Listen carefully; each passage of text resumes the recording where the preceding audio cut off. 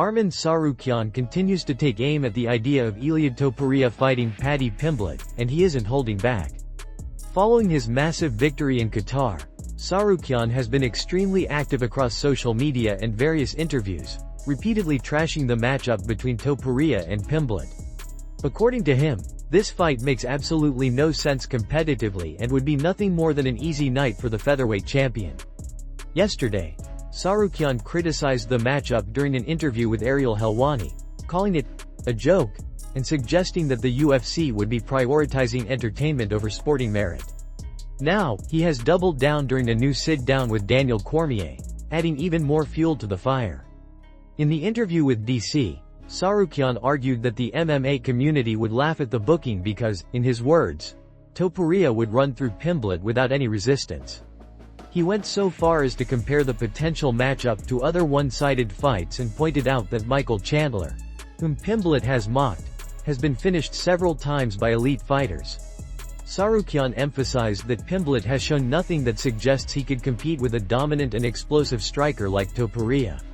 When Cormier pressed him on whether Pimblett brings anything new to the table stylistically, Tsarukyan immediately dismissed the idea, insisting that Pimblett lacks the skill set, athleticism, and finishing ability required to challenge the champion. The discussion eventually shifted toward the UFC's matchmaking strategy, and Tsarukyan hinted that pairing Pimblett with the champion is more about popularity and business than sport.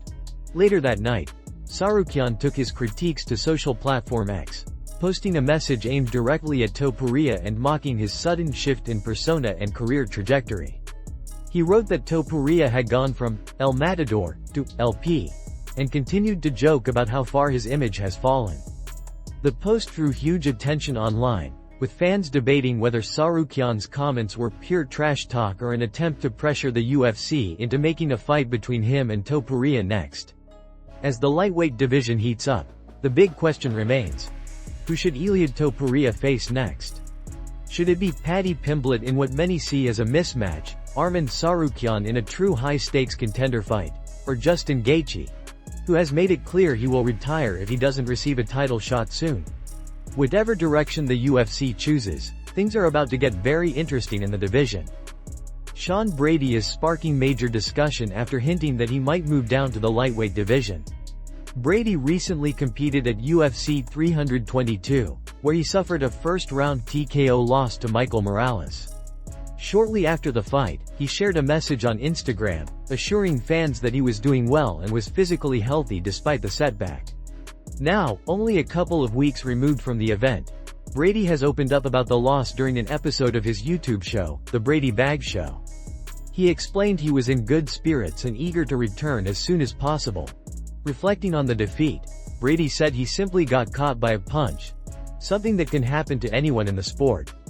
While it was frustrating in the moment, he emphasized that losing is part of fighting and that he still wins significantly more than he loses. What bothers him most is that he didn't get the chance to display the hard work he put in during training camp. Looking back, he felt he could have done things differently, but instead of dwelling on regret, he is using the experience as motivation. He is injury-free, has already resumed training, and expects to return to the octagon early next year to prove how skilled he really is. Later in the show, Brady revealed that his fight week was unusually difficult and that several serious issues occurred behind the scenes. There were moments when he considered pulling out of the bout, but he decided to compete anyway. Although he made it clear that he didn't want to sound like he was making excuses, he admitted the circumstances were far from ideal. As far as what comes next, Brady expressed interest in a rematch with Belal Muhammad. Both fighters are currently coming off losses, and Brady believes the timing makes sense for the matchup. However, the biggest talking point from the interview was his suggestion that he might move down to lightweight. Brady explained that although he is at the upper limit of muscle mass for the welterweight division according to testing at the UFC Performance Institute, he is shorter and smaller in overall dimensions compared to many top contenders at 170 pounds. Because many welterweights are now over 6 feet tall, he thinks he might match up better physically against fighters closer to his height and size at 155 pounds. Still, he acknowledged that the weight cut would be extremely difficult and the decision is not based on skill but on body proportions. Former UFC fighter Zach Paga reacted to Brady's statement on X, saying that dropping the weight class is never the solution. Now fans are debating what the smarter move would be for Brady: stay at welterweight or test the waters in the lightweight division. Dana White has reportedly declined Carlos Prate's request to enter the octagon following the UFC 322 main event. After Islam Makhachev defeated Jack Della Maddalena by decision, Prates hoped to step into the cage and face off with the lightweight champion to build anticipation for a potential future title fight. The stare-down is something the UFC has allowed many times in the past to generate hype, especially when a clear contender is waiting for a shot. However, according to Prates, Dana White did not approve the idea this time. Prates explained the situation during a recent interview, saying that he approached UFC officials immediately after the fight and asked whether he could enter the octagon after Makhachev had his hand raised. He believed it was a perfect moment to make a statement and show fans, the media, and the division that he is ready for a championship opportunity. Instead, he was told that the moment belonged to the champion and that the UFC did not want to interrupt Makhachev's celebration. According to Prates, he was given the explanation that Dana White did not want anything to overshadow Islam's victory. He was told that it was the champion's time and that bringing another fighter into the cage to confront him would create unnecessary disruption. While Prates understood the reasoning on the surface, he also hinted that there may have been other factors behind the decision. The UFC has historically welcomed stare-downs in the cage when title fights are being built, which has led many fans to speculate that the refusal could be tied to the uncertainty surrounding the next title challenger. Prates added that he believes the UFC has not yet decided who will get the next shot at Makhachev, and because of that uncertainty, the organization may not have wanted to give the impression that Prates was first in line. From his point of view, the decision had less to do with protecting the champion's moment and more to do with keeping the title picture open. He said that he respects the process and does not want to come off as frustrated, but he made it clear that he is confident he deserves a title opportunity and is ready to prove it. Despite the setback, Prates is not discouraged. He emphasized that whether he gets a title shot next or has to fight one more contender to earn it, he is prepared for whatever challenge comes his way. His message to the division remains unchanged. He wants the biggest fight available and believes that a showdown with Islam Makhachev is inevitable. For now, all eyes are on the UFC as fans wait to see which lightweight contender will officially be named as the next challenger for the belt. Petr Yan has sent shockwaves through the MMA world after revealing a dramatic body transformation ahead of his upcoming title fight at UFC 323. Even though there are no UFC events scheduled this weekend, the sport continues to buzz with big updates, and Yan's latest physique reveal has quickly become one of the biggest talking points. The former bantamweight champion shared new training photos this week, and it is clear that he is taking his preparation to an entirely new level. UFC 323, scheduled for December 6, will feature Yan in a highly anticipated showdown that could redefine the landscape of the bantamweight division. With so much at stake, fans were expecting Yan to come into camp motivated, but what he has displayed physically has gone beyond expectations.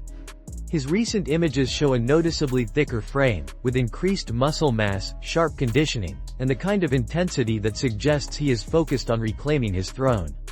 The transformation has quickly gone viral online, and many are calling it the best shape Yan has ever been in. His message, whether he intended it or not, was loud and clear. He is preparing for war.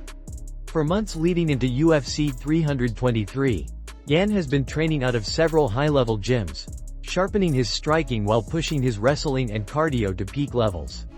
Coaches and teammates have claimed that his mindset has shifted from simply competing to dominating. After a series of controversial losses and setbacks in recent years, Yan seems determined to remind the division that he is still one of the most dangerous bantamweights on the planet.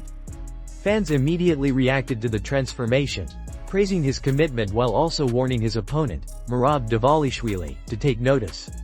The rivalry between Yan and Merab has been boiling for a long time, and now that the title is on the line, the intensity has reached a whole new level. Many believe that this fight will come down to whether Yan can keep the bout standing or whether Merab's relentless pressure and wrestling can break him. Yan, however, looks like a man preparing to stop that game plan before it even starts. As fight week approaches, anticipation continues to build. UFC 323 already had massive stakes, but Yan's physical transformation has added an extra layer of excitement and intrigue. One thing is certain. Petr Yan is not showing up just to participate. He is showing up to take back the bantamweight crown, and the MMA world will be watching closely. With UFC 323 just around the corner, another interesting development has surfaced involving heavyweight contender Waldo Cortez Acosta. In a recent interview with Danny Segura, Cortez Acosta stated that he is hoping for a quick turnaround and is pushing to compete on the UFC 323 card scheduled for December 6. According to him, the UFC is actively working behind the scenes to secure an opponent, and negotiations are currently underway. If everything comes together in time, Cortez Acosta could add one more appearance to what has already been an incredibly busy year. What makes this situation even more impressive is the sheer activity level Cortez Acosta has maintained throughout 2024. If he is officially added to UFC 323, it would mark his sixth fight in the UFC since March. A workload that is practically unheard of in the heavyweight division, where fighters typically compete 2 or 3 times a year at most. His willingness to take on such a demanding schedule demonstrates both his durability and his hunger to climb the rankings as quickly as possible. Inside the cage, he has made a name for himself as a high-volume heavyweight with a fearless style, and the UFC has clearly taken notice by consistently giving him opportunities to stay active. During the interview, Cortez Acosta explained that he feels healthy, motivated, and ready to go again without needing a long recovery period. He emphasized that maintaining momentum is extremely important to him and that staying active is one of the biggest advantages he has at this stage of his career. He believes that continuous competition keeps him sharp, improves his timing, and builds confidence every time he steps back into the octagon. For a fighter rising through the division, momentum can be crucial, and Cortez Acosta appears determined not to let his foot off the gas. Fans have already begun discussing potential matchups for him, with several names circulating across social media. While nothing is confirmed yet, many supporters admire his aggressive schedule and have voiced excitement about watching him compete again so soon. If he does land on the UFC 323 lineup, he will instantly become one of the most compelling storylines of the event. Not just because of his fighting style, but because he has been willing to put in the work and take risks that many fighters avoid. As the December 6th card continues to develop, all eyes will be on whether the UFC finalizes an opponent in time. Regardless of the outcome, Waldo Cortez Acosta has made it clear that he intends to stay active, stay dangerous, and continue climbing toward the top of the heavyweight division.